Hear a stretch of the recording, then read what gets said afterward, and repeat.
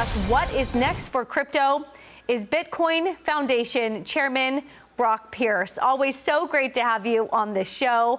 So look, I mean, does it have room to move higher? Where do you see this? Well, I mean, clearly it does. And for anybody in the business, we always talk about buying the dip.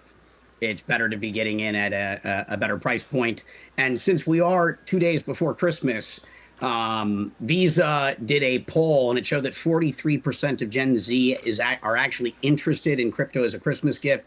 For anyone that is still looking for ideas, this might be a good time to do that. But no, I continue to be bullish on Bitcoin. There's a number of major events that led to that all-time high. First of all, we have a crypto president, vice president, a cabinet, regulators. Bitcoin is in a very, very, very different situation as of this year than it's ever been in before. I want to talk about legislation around crypto in a minute, but first wanted to get some thoughts on some of the bold calls that are out there. You know, Michael Saylor's looking once at 13 million. Chamath Palihapitiya said maybe 500,000 this year. Other big banks are looking at 150 to 200,000 price targets. Does the extreme bullishness that eludes from those high price targets make it more of a speculative asset, or does that actually draw a real fundamental analysis into things like Bitcoin? So I'm always careful to give price predictions. Yeah. But yes, it is a speculative asset. It is highly volatile. But where those predictions come from is due to the scarcity. There's 21 million Bitcoin, and of that, a fair amount is lost and will never be recovered. But there is a limited supply. So as demand for Bitcoin increases, as adoption for Bitcoin increases, it is inevitable that the price, should go higher. It's not so much a matter of if, but a matter of when. Unless some, major black swan sort of event were to occur. But as we're seeing in gold, Bitcoin is effectively the digital gold, certainly as you talk to Gen Z versus boomers.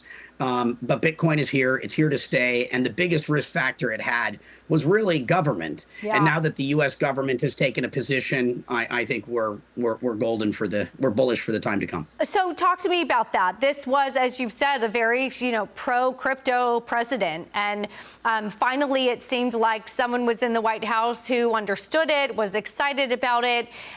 Does legislation provide a sense of, the adults are in the room, or does legislation hurt this as an asset class? Trying to figure out sort of where it draws its legitimacy from, if regulation helps or hurts. Well, it depends on, obviously, the legislation. There is sensible and good regulation or legislation, and obviously there's the opposite of that. Fortunately, it took a while for this sort of legislative event to occur, which is a good thing. It meant that it gave time to our legislators to actually become informed, right? Good legislation comes from, people being knowledgeable and taking their time. So I think it's a positive thing, genius and clarity. From an investor perspective, it's a big deal. One of the things that investors dislike more than anything is uncertainty. And regulatory uncertainty is a big overhang. Certainly, as I went around the world talking to foreign governments, talking to financial institutions, large family offices, the biggest concern that you saw universally was, what is the United States of America going to do? And so now that the U.S. has said, we want to be the crypto capital of the world. Now that the legislative events, have and are occurring, and the regulatory stance, it has become a positive one. I can tell you, foreign governments are all getting on board. You're seeing legislation following all around the world, and every major financial institution is in, from BlackRock. You even saw Vanguard that only a year ago said, never will we ever get into that business, and they're in the business now too. So I'd say we've gone mainstream, and there's probably no going back. Are you surprised then by the, lack of price movement higher? At one point we were looking at 120, 110,000 on crypto. Clearly we've had a pullback to 87.90. Did you expect, given the positive legislation, the conversations that you just mentioned with global foreign leaders, that the price frankly isn't higher than it is right now? Well, it's like you see in most markets, buy the rumor. So obviously you normally see that big movement on the front end of the change. And price is the primary barometer of sentiment. So it normally leads and then it pulls back. And I'd say this is, nothing new under the sun. This is Yeah. normal market behavior. And so the question is, when do we see that next run? I'm bullish on next year. I think this is a good price point in which to enter.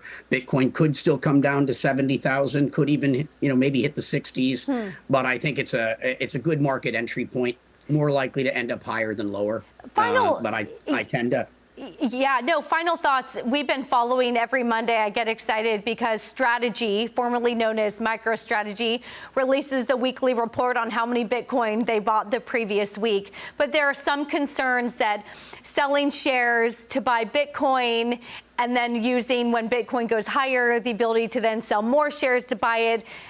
Does that take away from the legitimacy, or do you think that putting that on your balance sheet, the way Strategy has done and Michael Saylor has done, is in fact a good use of how you think about Bitcoin as a store of value? Well, financial institutions in many cases are prohibited from by charter buying something like Bitcoin directly. And so this is a great way for institutional capital through the public markets, through a public equity, to get Bitcoin exposure that may not be able to do so otherwise. Certainly there was room for what Michael Saylor and Strategy has done here. One of the problems you have is that there's now 34 what we call DATs, digital asset treasury sort of public companies. And, I think as a whole, that has had a negative impact on the market. And I think that probably by February of next year, you'll see some of those businesses blow up, which will also have a negative impact on the market. But clearly, for Michael Saylor and Strategy, the first to market, clearly his debt doesn't have some of the same risks that some of the others that followed in his footsteps have. But I don't think that Michael Saylor has hurt Bitcoin. If anything, he's been, one of the greatest torchbearers the industry's ever had. Well, Brock Pierce, we so appreciate your time today. Thank you for taking the time to join me.